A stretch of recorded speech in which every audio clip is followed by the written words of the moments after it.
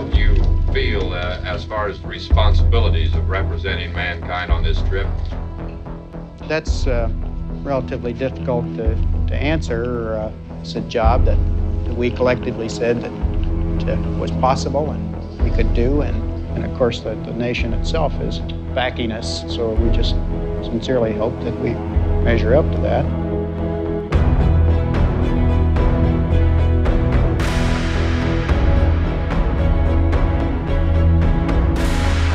The whole Apollo program was designed to get two Americans to the lunar surface and back again to Earth safely. The enormity of this event is something that only history will be able to judge. Apollo 11 has very simply been given the mission of carrying men to the moon, landing them there, and bringing them safely back. I can feel it in here when it's on. Okay, all flight controllers, go to Go, I don't know. Go. GNC, go. Econ, go. Surgeon, go. Capcom, we're go for landing. Here, go for landing, over. Roger, that's it, go for landing. 30 feet, 2.5 now. 30 seconds. 4 forward, just to the right, though. 20 feet, 2.5. Forward, just to the right. Right. Contact light.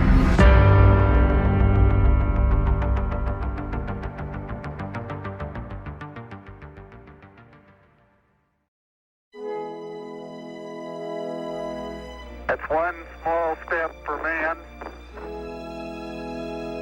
one giant leap for mankind. It is the first human footstep on the moon, and the world is forever changed. Fantastic feeling. It was one of great accomplishment. It was almost miraculous. We did it for all the right reasons. We did come in peace for all mankind. On July 20th, 1969, as the lunar dust compresses beneath the boot of astronaut Neil Armstrong, NASA's Apollo project scores a bullseye.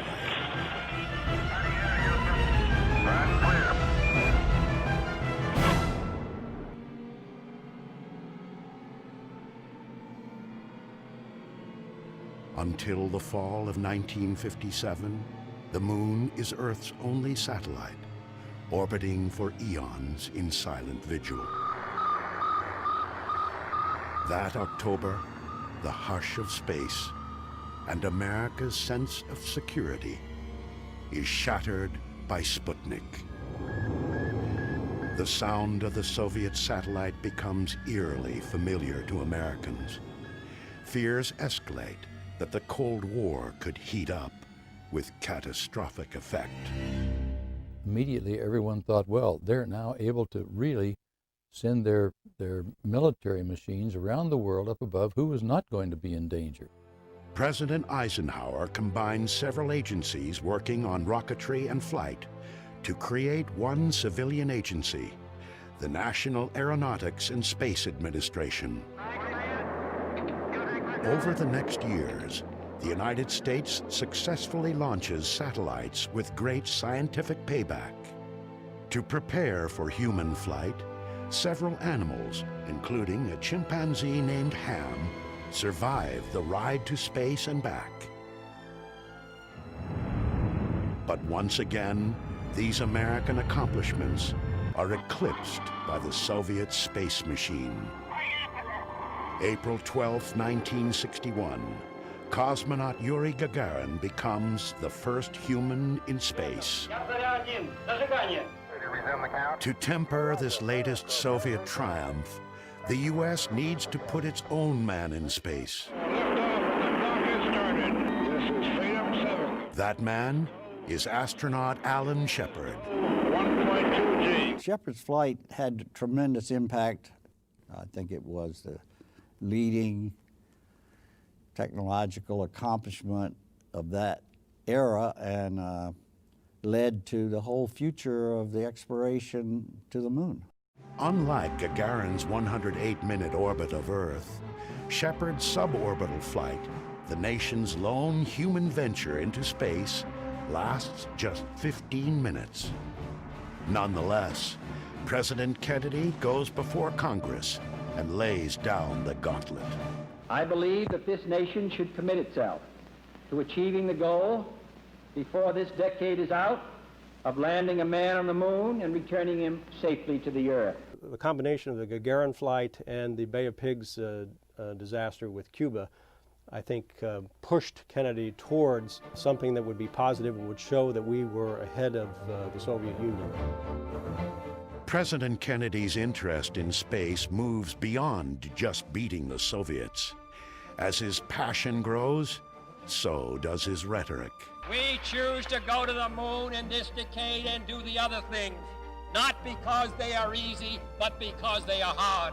It will take an all-out effort by thousands of dedicated Americans to design and build the machines and methodologies needed to succeed, one small step at a time. Godspeed, John Glenn. February 20th, 1962. John Glenn circumnavigates the Earth 3 times.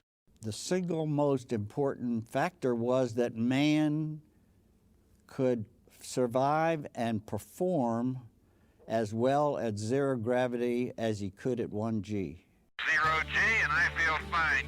By May 1963, the U.S. Mercury program flies 6 manned flights. But the last, Gordon Cooper's 34-hour solo mission, still leaves the moon out of America's reach. The Gemini program is the next step. Its larger capsule carries 2 astronauts. Mercury veteran Gus Grissom flies with John Young aboard Gemini 3, the program's first manned flight. On Gemini 4, Ed White opens the hatch and steps out into the void as America's first spacewalker. I feel like $1 million. I'm gonna pick up. Extravehicular activity, EVA, in NASA speak, is critical to a moon mission. Go. 5, 4, 3, 2, 1. Ignition. Engine start. So too is the ability of 2 spacecraft to meet up or rendezvous in space. It happens on Jim Lovell's first flight. The first rendezvous, Gemini 6 with Gemini 7, I think was a magnificent milestone in the quest to go to the moon, because we had to determine the types of rendezvous that we want to do around the moon, and we first had it just about around the Earth.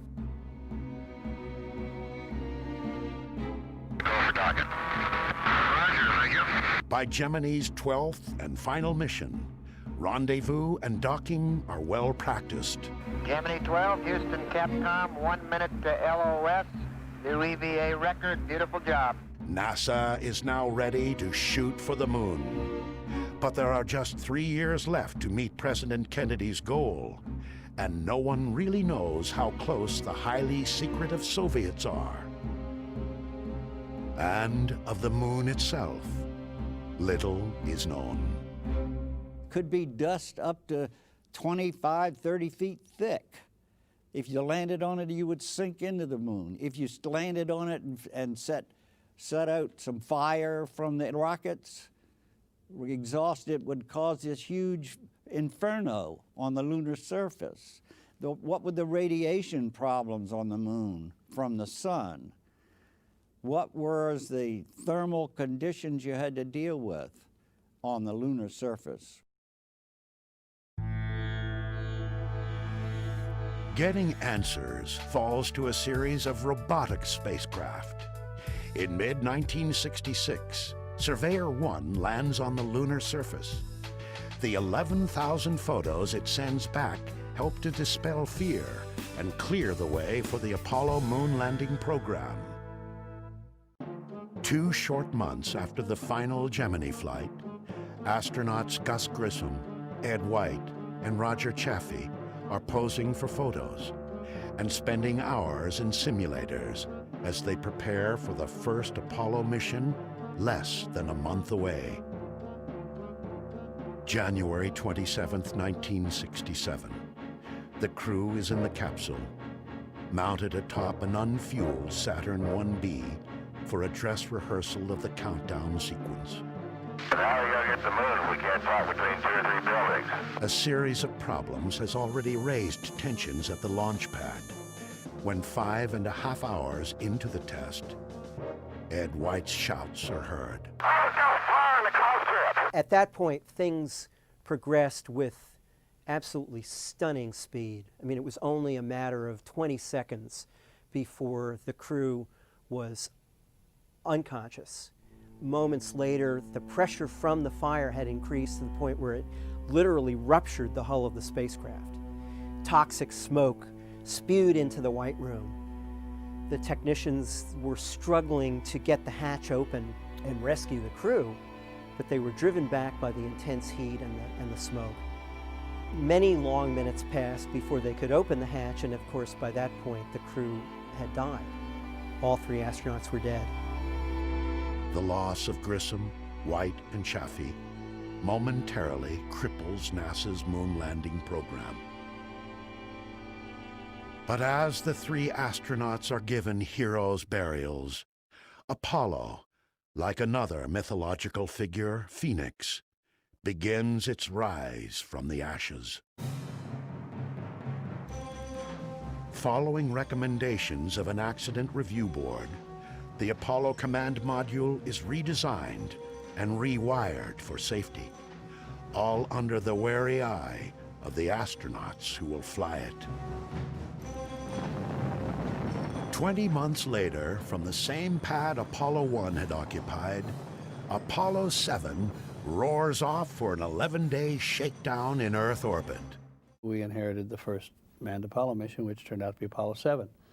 But as with many things with NASA, what was a disaster with Apollo 1 turned out to be a real triumph with Apollo 7 because the spacecraft itself was a marvelous flying machine. It's also the first time live television shows Earthbound humans what it's like to be in space. It says from that lovely Apollo something. You guys should write Apollo room. High atop everything. High atop everything. Apollo 7's success restores some swagger to America's space program. But there are reports the Soviets may be closing in on the moon. The original plan was for Apollo 8 to be an Earth orbit test, but the lunar module wasn't ready. And so the decision was made to actually do a circumnavigation of the moon. So that's what actually happened in December of 1968. The engines are on. 4, 3, 2, 1, 0. Commander Frank Borman, veteran astronaut Jim Lovell, and rookie Bill Anders are the first humans to ride the Saturn V's 7.5 million pounds of thrust. We were way up on the top, like a ladybug on the end of your automobile's whip antenna. So as these big engines were thrashing around to keep this thing straight up, boy, the ladybug was getting thrashed. And it was so loud, we couldn't talk. The vibration, the thrashing was violent, and you couldn't see the instrument panel. But when we cleared the pad and had some aerodynamic stability and didn't have this noise, boy, things steadied out, and by that time my heart stopped racing. Apollo 8 is the first time humans venture beyond Earth's gravity. Lovell marvels at never-seen-before sights. I can see the entire Earth now out of the center window. I can see Florida, Cuba, Central America. Christmas Eve Day, 1968. With the moon dwarfing the nearing spacecraft, Commander Borman fires the main engine on the Apollo service module. The craft slows, then slides into orbit around the moon. The world watches in awe, but none more so than the 3 men peering out the tiny windows of their capsule. We were the first 3 people to leave the confines of the Earth and be captured by another body. First time 3 people saw the far side of the moon.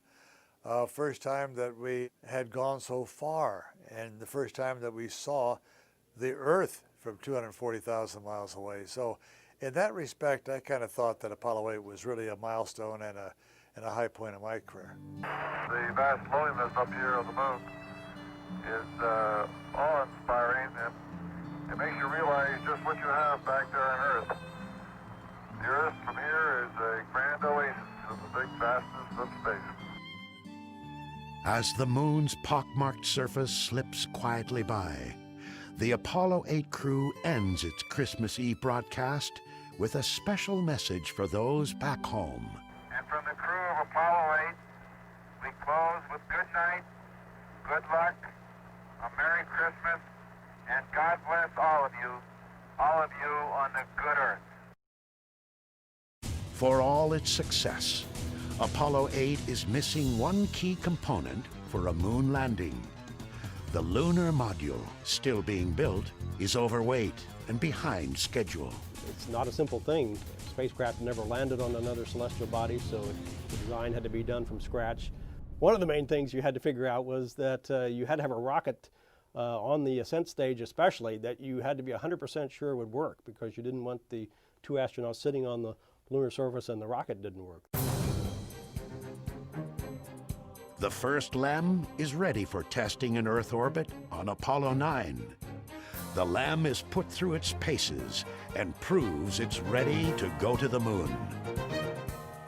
With one significant limitation. Still too heavy, the LEM can't land. So Apollo 10, like Apollo 8 before it, will only orbit the moon and test rendezvous the lander with the command module. This is really a rugged planet. As John Young watches from his command module, Charlie Brown, Commander Tom Stafford and LEM pilot Gene Cernan undock Snoopy, their lander that can't. And I was doing backup maneuvers to the attitudes, and if they couldn't do the maneuvers, I would do the maneuvers and hopefully rescue them. But I was always ready in case their vehicle blew up or something to come back without them. To test a landing approach, the LEM drops to within 9 miles of the moon's surface and gets a good look at the site NASA has selected for the first touchdown. Skimming the surface at nearly 3,700 miles an hour, Cernan peers out his window at Lunar Mountains. We is down among them, Charlie. Roger, I hear you weaving your way up the freeway. Roger, fantastic, Charlie, fantastic. I felt like I had to pick up my feet to keep from dragging my heels on the top of those mountains. When you move that fast across the surface and you're that close, it's an overpowering experience. On their second flyover, the experience turns almost deadly when the lunar module tumbles out of control. I saw the lunar horizon 8 times in 15 seconds in all different directions. That was a man-made problem because we were switching computers to check out a little backup computer we had. The guidance switch had to go in the other direction. I had already put it in the other direction. And so Tom went and moved it in the other direction. And so the computer that had the spacecraft at that moment didn't know where it was. But Tom was able to stop it, control it. Finally, as in the comics, Snoopy returns to his master, Charlie Brown. Even before Apollo 10 enters lunar orbit, the Apollo 11 spacecraft has been rolled out to the launch pad atop its Saturn V rocket. In less than 2 months, its crew will try and safely set it down on the moon. That's one small step for man.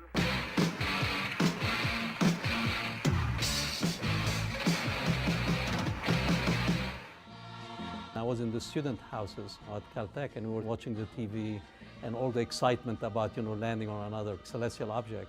And I had no idea that one day I'll become the director of JPL. But reflecting back on it, I mean, that was really something I remember forever. One giant leap for mankind.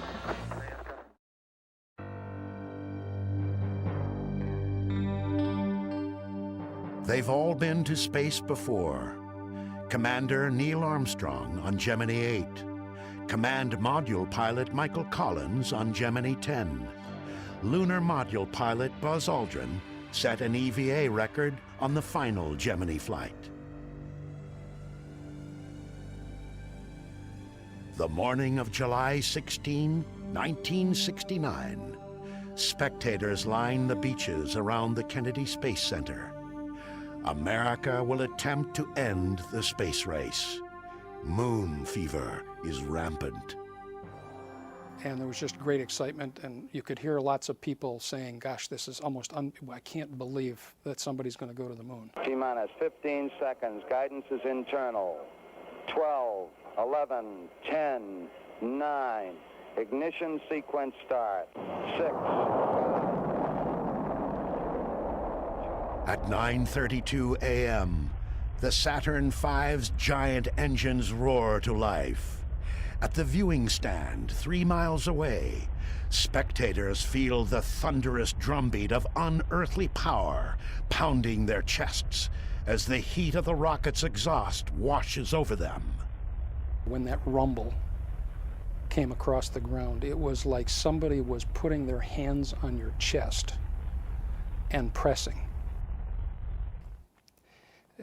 I almost couldn't breathe. It was so unbelievable that the United States was going to send 2 men to walk on the surface of the moon.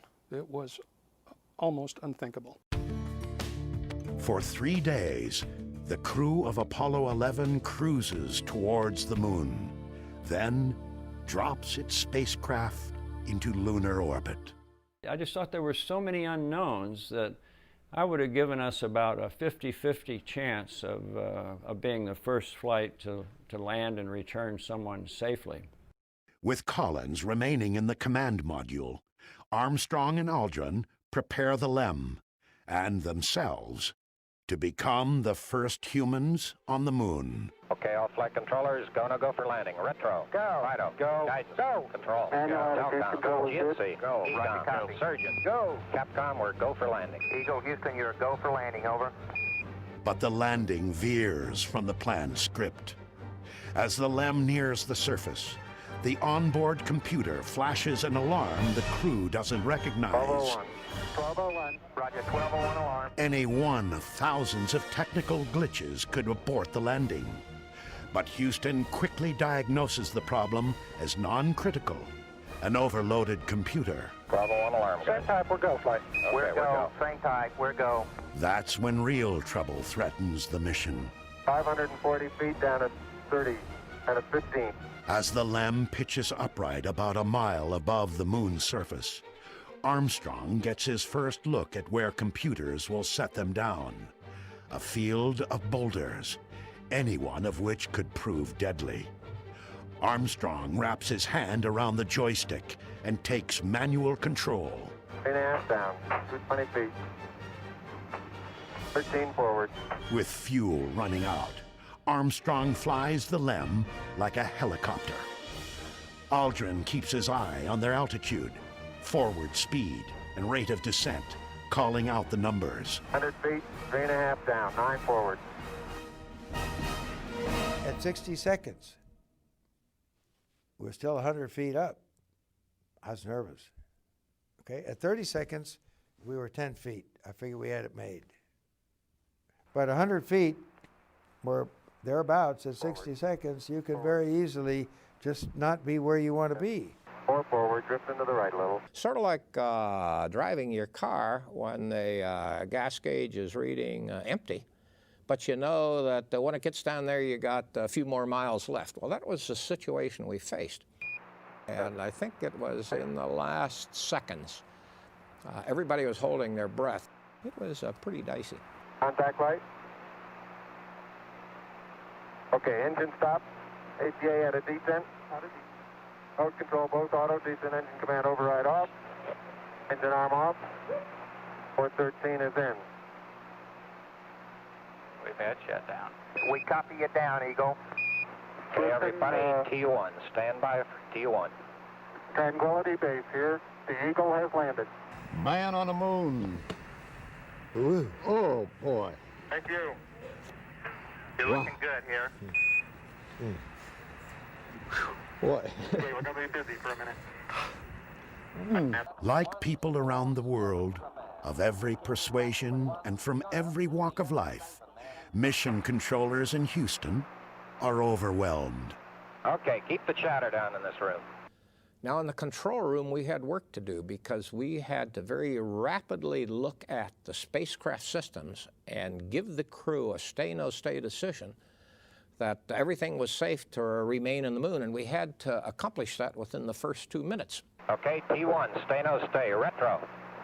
Stay. Fido, stay. Guidance, stay. Control, stay. Telcom, stay. GNC, stay. Ecom, stay. Surgeon, stay. Capcom, we're stay for T1. So basically we had to keep our emotions in check and keep the chatter down for the first 2 hours after landing while everybody in the entire world was celebrating.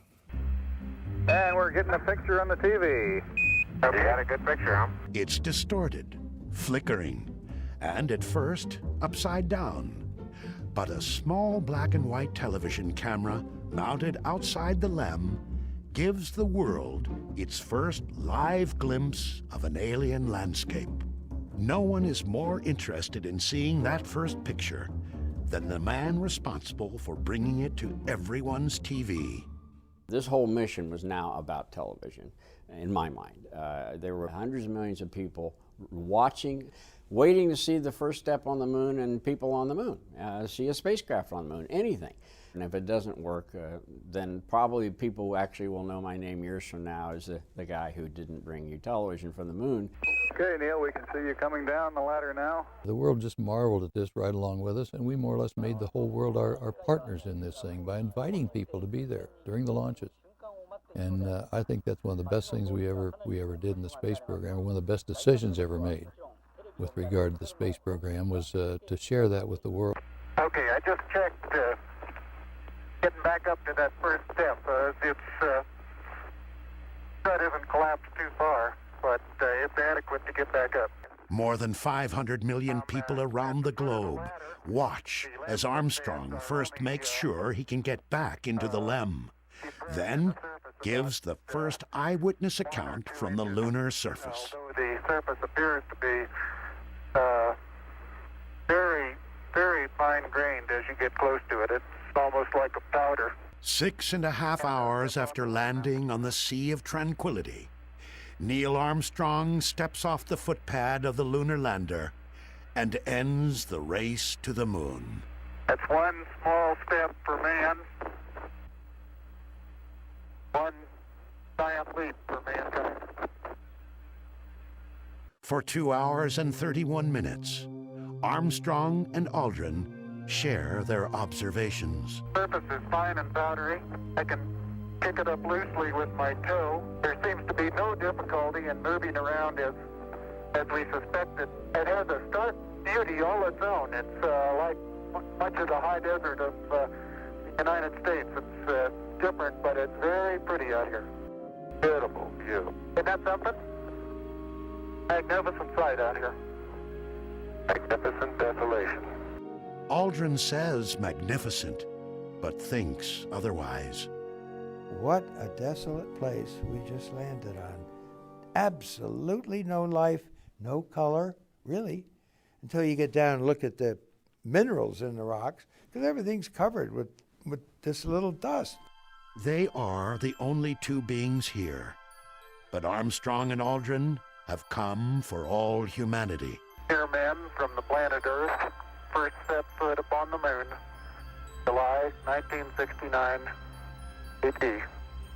It came in peace for all mankind. The primary and secondary struts are in good shape. With future moon landings dependent upon its integrity, the LEM is examined closely. Antennas are all in place. There's no evidence of problem underneath the LEM due to either the engine exhaust or drainage of any kind. What little science this mission has time for is conducted with a seismometer. A core sampling is taken. I hope you're watching how hard I have to hit this into the ground to the tune of about 5 inches, Houston. No trip is complete without souvenirs. Commander Armstrong tallies up their take of moon rocks for study back on Earth. And we got about, I'd say 20 pounds of Carefully selected, if not documented, samples. Houston, roger, well done, out. As Armstrong and Aldrin study the moon, controllers in Houston watch closely over them. Their life-sustaining suits have limited supplies of oxygen and power, and they're reaching their safety margins. Buzz, this is Houston. It's about time for you to start your EVA closeout activities. Roger. 19 minutes later, the first moonwalk is over. Okay, the hatch is closed and latched. As the ascent stage of the Eagle takes flight and Tranquility Base recedes beneath it, the magnitude of the accomplishment begins to sink in for Chris Kraft. In terms of technology, in terms of advancement of the state of the art in science and technology, it was probably the most productive 10 years in the history of man. And when you reflect back on it, it probably was even greater than I could comprehend today. With a scant 5 months to spare, NASA has met President Kennedy's goal. America has gained preeminence in human spaceflight. Yet it's only the beginning. Lunar exploration and science are Apollo's new mission, and the program will land 10 more men on the moon to fulfill it. That's one small step for man.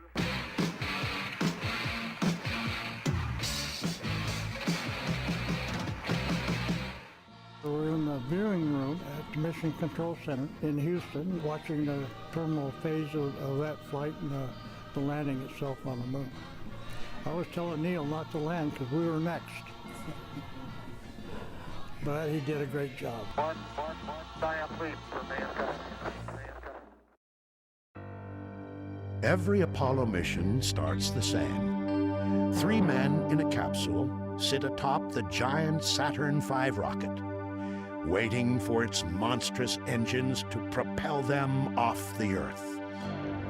The 3-stage Saturn V stands 363 feet tall, and at launch weighs more than 6 million pounds. Its 3 stages generate nearly 9 million pounds of thrust. It is the largest rocket ever flown. 5, 4, 3, 2, 1, 0. All engines running. Commit. Liftoff. When Apollo 12 leaves Pad 39A on the second moon landing mission, the Saturn V proves its mettle. 36 seconds after lifting off in a rainstorm, lightning hits the rocket and waylays the crew's control panel. I don't know what happened here. We had everything in the world drop out. I'm not sure if you get hit by lightning. 16 seconds later, as if to confirm Commander Pete Conrad's theory, a second lightning bolt strikes the rocket. Command Module pilot Dick Gordon watches his entire electrical system shut down. The moment of the lightning strike, the reverse current relays did their job and shut down the fuel cells.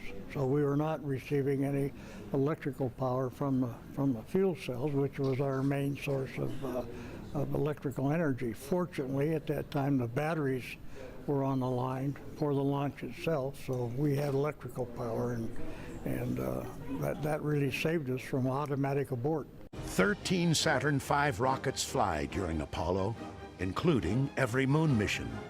Although anomalies occur, no Saturn V ever fails. I think I see my crater. Hey, baby, I'm not sure. Including Apollo 12's.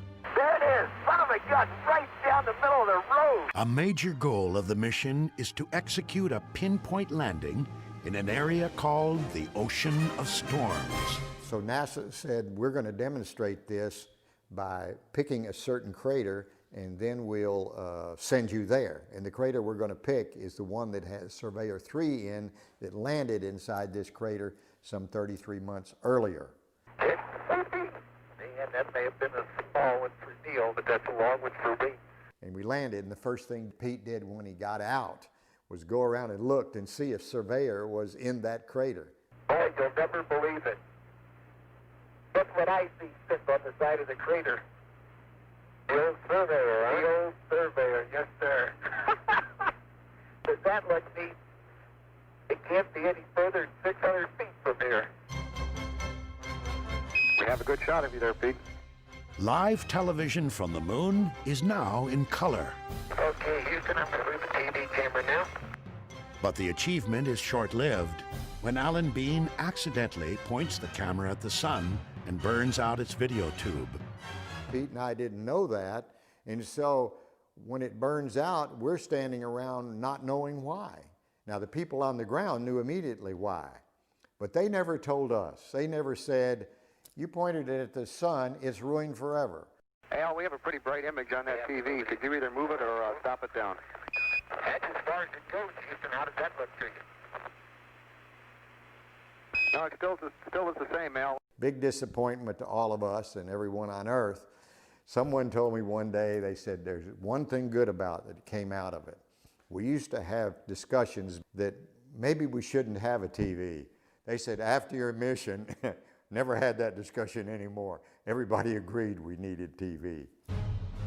NASA closes out the 60s by landing humans on the moon. Not once, but twice. The third attempt comes to be known as NASA's most successful failure. Okay, Houston, we've had a problem here. That's one small step for man.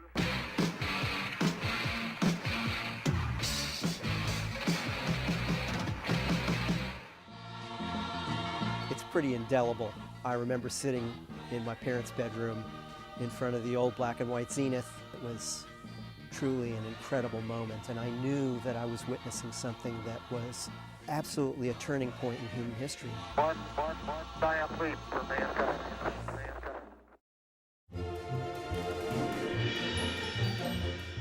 Apollo 13, the third planned moon landing. Commander Jim Lovell's second trip to the moon. This time, he'll not only orbit the lunar surface, but also leave his footprints in its powdery dust. Houston, we've had a problem. But instead of describing a lunar landscape, Lovell finds himself halfway to the moon, talking with Mission Control about his dying command module. Main B bus undervolt. Roger, main B undervolt. Stand by, 13, we're looking at it. Electrical power is disrupted, and readings in the capsule and at Mission Control don't jibe. Then Lovell sees something out his window. It looks to me, looking out the hatch, that we are venting something. We are venting something out into space.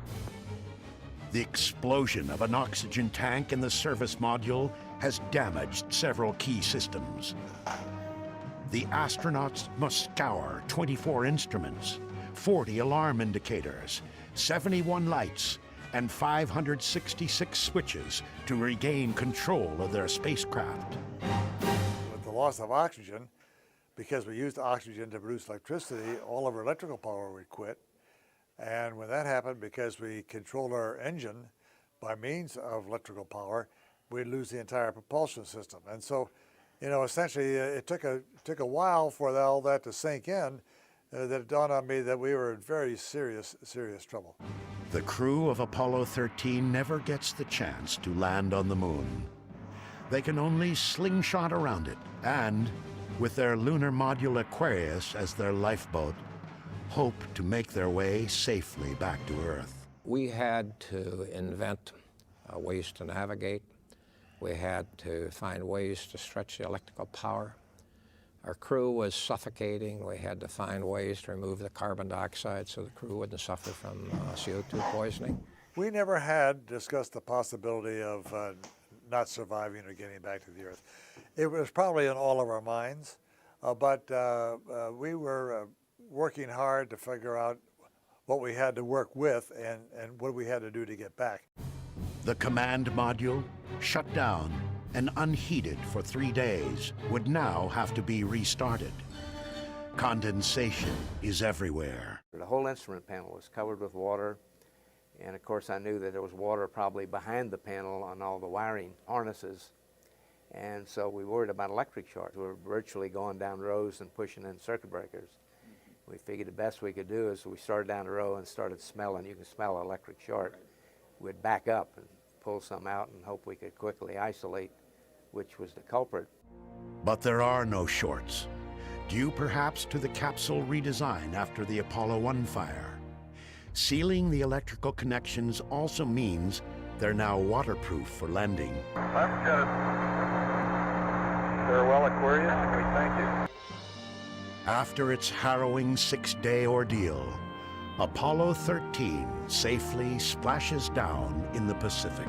The moon landing mission may have failed, but Flight Director Gene Kranz remembers it as the space team's finest hour. NASA contractor, people out in subcontractors, and test facilities, and individual. It was really, really amazing to be at the point of the spear and watch this team perform basically against all odds and to come up with solutions that we had never trained or thought about before.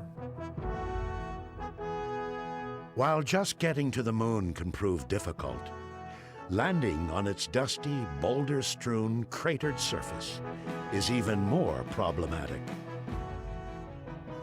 A lunar lander must maneuver like a helicopter, with its rotors replaced by rocket engines. Training with the LEM in Earth's atmosphere is impossible, so the Lunar Lander Research Vehicle is used. The Apollo astronauts call it the flying bedstead. To simulate the 1/6 gravity of the moon, the LLRV's central jet engine supports most of the vehicle's weight. But flying the LLRV is dangerous. On the afternoon of May 6, 1968, the craft nearly kills Neil Armstrong. Astronaut Bill Anders had flown the same vehicle just hours earlier. The thing flamed out. The attitude control system ran out of fuel, and so Neil was flopping around there and just managed to get out of it. Well, he was very lucky because this thing was just on its main engine with no attitude control, and was getting close to the ground, and it just kind of rolled out, and Neil looked like he came out of the fireball. And it did look like he went back into the fireball when he, with his parachute, but he landed just beyond it. 4 of these earthbound trainers are used. 3 will crash, but the actual lunar modules land safely every time. There's good dust. Okay, looking great. 60 seconds. 40 feet.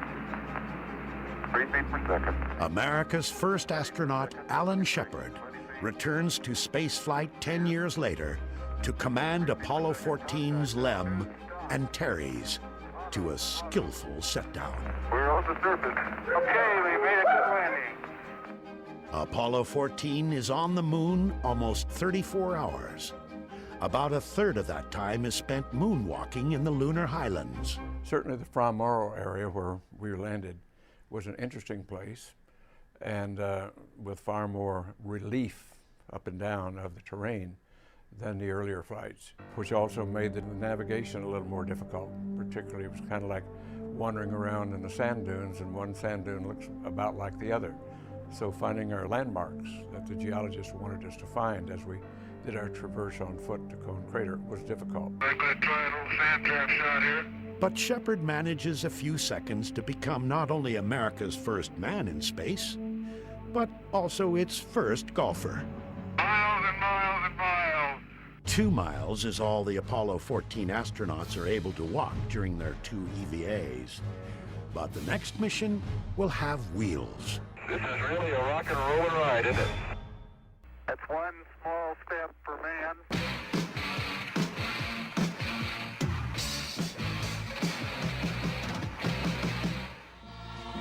Beautiful, beautiful. Isn't that something?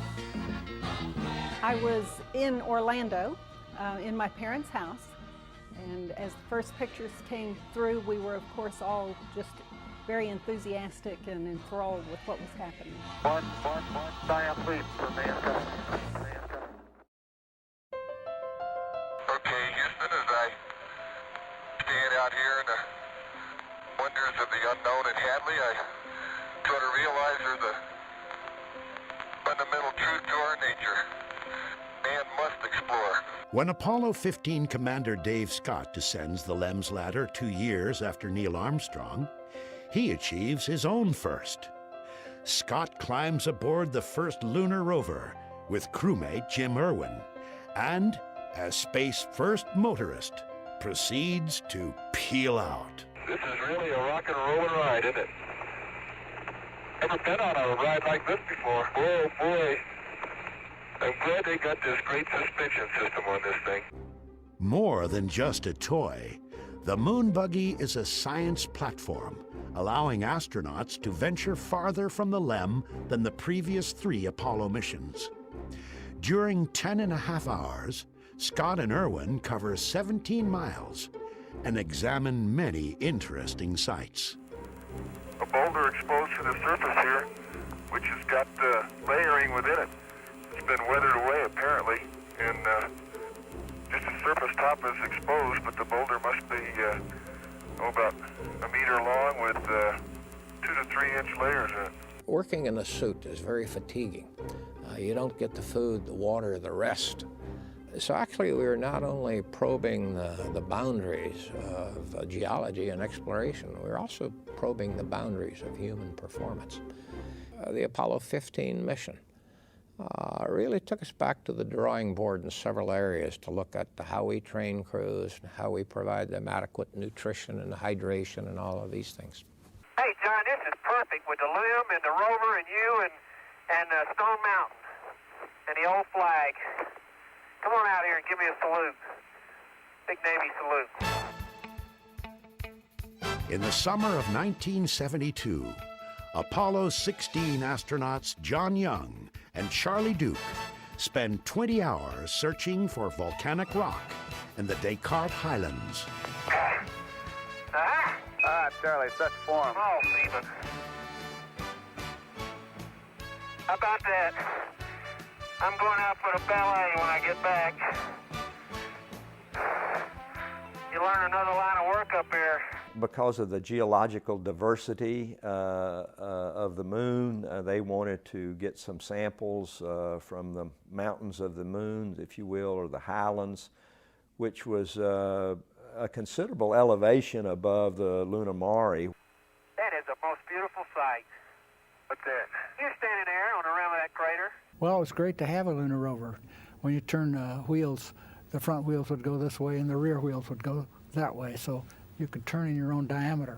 And because of all the holes on the moon, you need to be able to do that. Ah, here he comes, folks.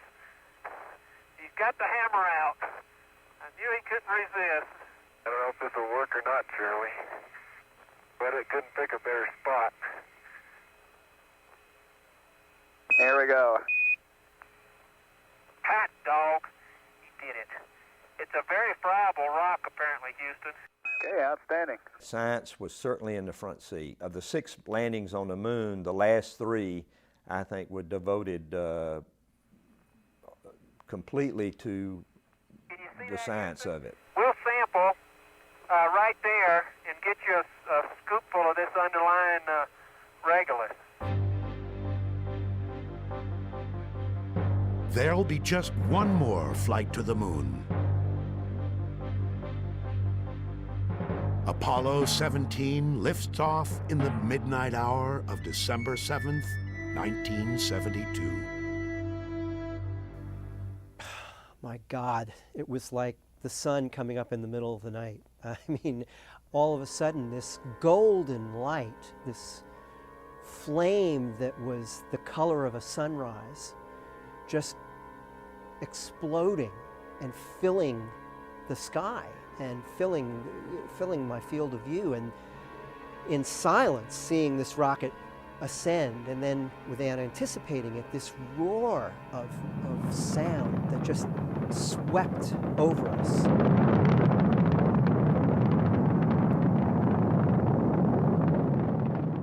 It was absolutely spectacular.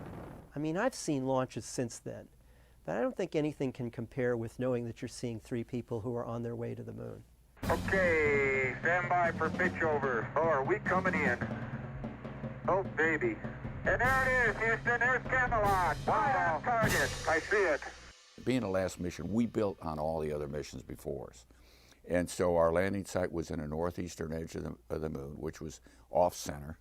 We landed in a valley, the Valley of Torres Litro, that was surrounded by mountains on 3 sides, higher than a Grand Canyon is deep. About, I don't know, give or take 20 miles long and maybe 5 miles across. Okay, Houston, the Challenger has landed. Roger, Challenger, that's super. Houston, you can tell America that Challenger is at Torres Litro. We landed within a couple hundred feet of our landing site. Pretty exciting. Hippity hopping over hill and dale. Da da da da da da da da da da da da. Hippity hopping along. If America's moon missions must end with Apollo 17, Commander Gene Cernan makes it memorable. Can you use the other end against the right side of the rock? His partner, Jack Schmidt, is the only trained geologist to fly to the moon. At times, his mission zeal overtakes his ability to traverse the terrain. No, dadgummit. Well, hey, Gene, would you go over and help twinkle toes, please, Gene? Well, working on the moon is a lot of fun. I mean, it's like walking around on a giant trampoline all the time, and you're just as strong as you were here on Earth, but you don't weigh as much. You only weigh 1/6 of what you weigh on the moon, even with a suit. In the backpack, my total weight was only 61 pounds. Cernan has been to space twice before, including on Apollo 10's lunar orbit checkout of the LEM. Yet Cernan is awestruck by this valley and what hangs in the pitch-black sky overhead. You have to pinch yourself when you're on the moon. Am I really here at this point in time in space? And the answer is yes, but it's almost like you're in the middle of some science fiction plot. Because back there is the Earth, the multicolored blues of the oceans and the whites of the snow and the cloud you see from pole to pole, across oceans. Every 12 hours you look at the other side of the world. It truly is an ongoing, overpowering experience. Meanwhile, Schmidt finds unexpected color in the gray moonscape. there is orange soil. Well, don't move it till I see it. It's all over. Orange. Don't move it till I see it. I've stirred it up with my feet. Hey, it is. I can see it from here. It's orange. Once it was back in the laboratory, everyone realized it was volcanic material that had been erupted in the valley and somehow protected for 3.5 billion years without getting mixed up with everything else. And it has become a very, very important sample, an increasingly important sample in trying to decipher what the actual origin of the moon might be. The next day, Cernan ends Apollo 17's 75-hour sortie as the last man on the moon. This valley of history has seen mankind complete its first evolutionary steps into the universe, leaving the planet Earth and going forward into the universe. I think no more significant contribution has Apollo made to history. It's not often that you can foretell history, but I think we can in this case. When I left the moon and made those final steps, look back down, and at my last footstep on the moon, I'm not coming this way again. I wanted to stop the clock. I wanted to push the freeze button. I needed time to try and understand where I've been and what I've done, what the last 75 hours have meant to me, have meant to you. Was the risk worth what I have just, whatever it was I've just done and wherever I've been? I couldn't stop the clock and look back at the Earth and came to the conclusion, you know, I don't know what it all means yet, but I've been lucky. On December 14th, 1972, human exploration of the moon is ceased. 2, 1, ignition. Right away, Houston. What I felt was a sense of disappointment at a great adventure that was ending before its time. And also the sense of a grand human adventure that had ended too soon. We had just begun to scratch the surface of what the moon could tell us. And we go there and we can actually turn the pages in the earliest history of the solar system, which is recorded on the moon like no other place in the solar system. Apollo really was a blip in human history in a number of ways, but it was an anomaly that I think the country will never forget, the world will never forget. I think it was worth it, not only for in the geopolitical context, which is what drove the whole thing, but also from the exploration context. I am not the last man to have walked on the moon. Maybe the last man of Apollo, maybe the last man of the 20th century, but not the last person, not the last man or possibly the last woman to have walked on the moon. Today, the moon is again coming within our grasp. And again, 40 years later, Apollo will help us reach it. A new generation of moon machines is being built and tested. Many of the new designs are directly descended from Apollo hardware, including the lunar lander. Engineers are eager to hear from the man who flew the first one to land. And I don't know exactly where this CG is and so on, but sometimes the amount of motion that you get at the cockpit is different than the amount that the footpads are seeing by a substantial margin. And you have to get a sense of that to know how careful you have to be up on top to make sure the bottom is doing the right thing.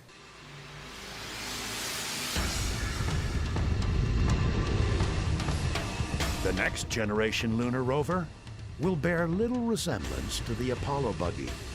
Its explorers will drive the moonscape in shirt sleeves. The key thing about this vehicle is it's a small pressurized rover, so we actually live in the vehicle under pressure. The suits are hanging off the back on devices called suit ports. What we do is we literally open a hatch inside the vehicle, open the back hatch of the suit, step into the suit, and 10 minutes later we're boots on the surface sampling rocks. In an Apollo-style unpressurized rover, you've got 8 hours of consumables in your suit, so you have to go out and turn around and come back at the end of each day, whereas here we're going to live in it.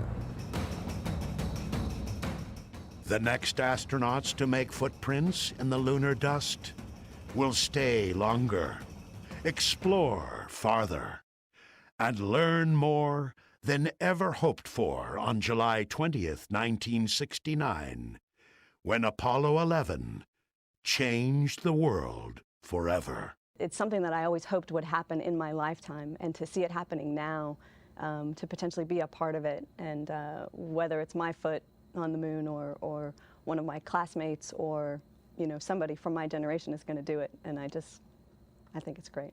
We did a lot of great work in the 1960s and 70s when we went to the moon, but unfortunately we didn't stay there very long.